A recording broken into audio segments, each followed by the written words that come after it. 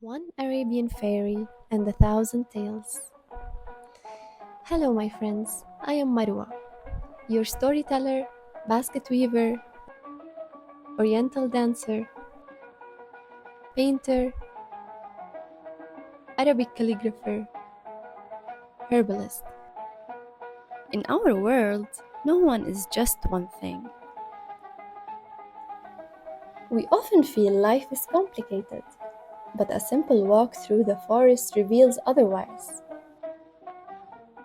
From this moment on, I will be offering a plant to each story I tell. And for this one, let it be the grabbing vine. I have watched the beautiful smilex vine hug all kinds of plants around it as it grows. Much like that, I spent my early years seeking a bond, yet feeling distant, as though something stood in the way of true connection. I played with my first girlfriend, a neighbor with whom I shared countless adventures. We were tomboys, always plotting tricks on the boys in our neighborhood, living in the same little world. Everything felt like it's going to be like this forever.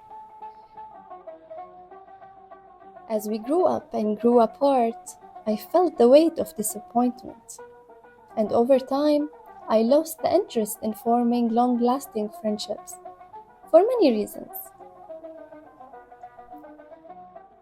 Growing up as girls in a patriarchal society shaped our understanding of friendship. I often felt an unspoken pressure to prove myself and set myself apart from other girls.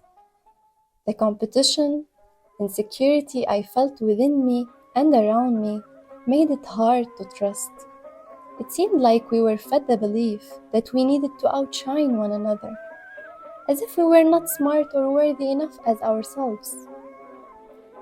This disconnection left me feeling isolated, like a street tree trapped in a concrete square. I wasn't a good friend to myself, let alone to anyone else.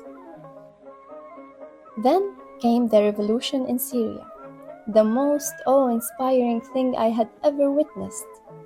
But in time, it scattered us all, turning every encounter into a fragile moment, always on the brink of separation.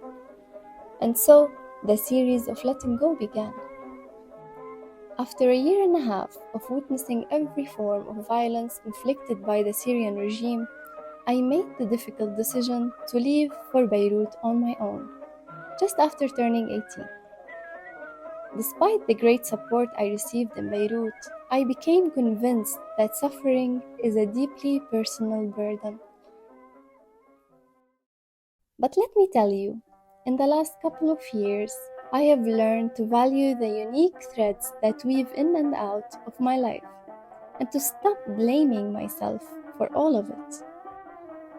Sitting here beside a pine tree, I notice how the neighboring vine twines around it, adapting together, as if the forest itself is speaking through their union. And so it is with those who touch our lives.